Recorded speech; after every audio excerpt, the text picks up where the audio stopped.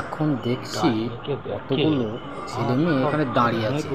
হঠাৎ দেখা এক ডাইনি বুড়ি এখানে এসে কি যেন ভাবছে।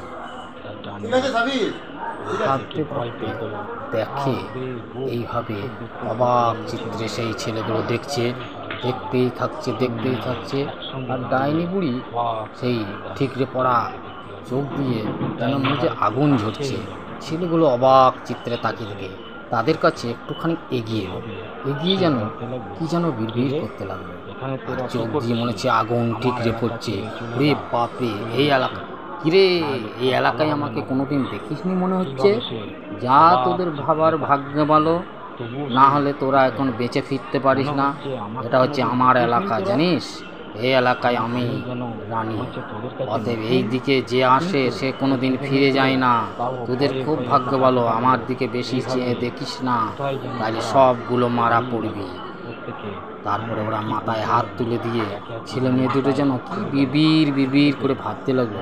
ভাবলো এর হাত থেকে কি করে আমরা নিস্তার পাবো, কোথায় যাব, কি করে যাব। তারা ভাবতে লাগলো। অনেকক্ষণ ধরে নিস্তব্ধ হয়ে অবাক চিত্রে দেখতে লাগলো।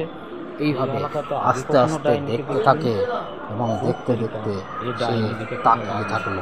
এইভাবে কি যেন ভাবতে লাগলো। হঠাৎ দেখে একটা মহিলা এলো। সেও যেন ডাইনিকে খুঁজছে। ডাইনি কিন্তু ডাইনি কোথায়? ডাইনির তো দেখা নেই। এইভাবে সে ডাইনির দেখা পেল না, কিন্তু দাঁড়িয়ে থাকলো দেখি কখন সেই ডাইনি ফিরে আসে। দাঁড়িয়ে থাকলো, ডাইনির আর দেখা পায় না। রে বাবা, ডাইনি কখন আসবে? ডাইনির তো দেখা নাই।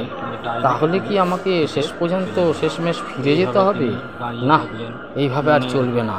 অনেকক্ষণ দাঁড়িয়ে থাকতে হঠাৎ যেন দূর থেকে দেখতে পেল এক ডাইনি। ওরে বাপরে, ডাইনি তো, আর ডাইনি তাকে যে এই এলাকাতে কেউ নাই, খুবই ভালো তো। এখন তো কোনো জন প্রাণী নাই, একটা প্রাণীও নেই যেখান থেকে চিবিয়ে খাবো। এখন আমার উঠে বড় খিদের জ্বালা মেটাবো কী করে? দেখি কেউ আসে কি না এই এলাকা দিয়ে, কিন্তু কারোর তো দেখা নাই। দেখি কি আসে।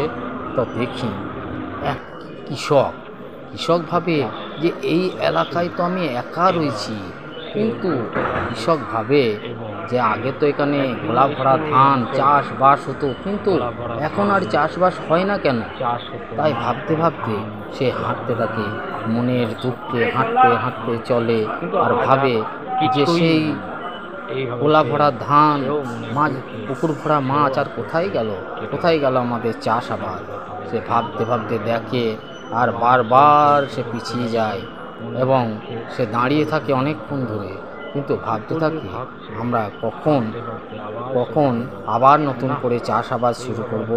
কিন্তু চাষি, সেই গরিব চাষি, সে তার খিদের জ্বালায় সে প্রাণ যায় অবস্থা, কিন্তু কি আর করবে এই ভেবেছে। হঠাৎ দেখে দুটো ছেলে মেয়ে তার দেখালো। কি গো, আসসালামু আলাইকুম, কোথায় গেছিলে? ওই এলাকায় আপনাকে নতুন দেখছি মনে হচ্ছে। না, নতুন কেন হবে, আমি অনেক দিন থেকেই তো এখানে যাওয়া আসা করি।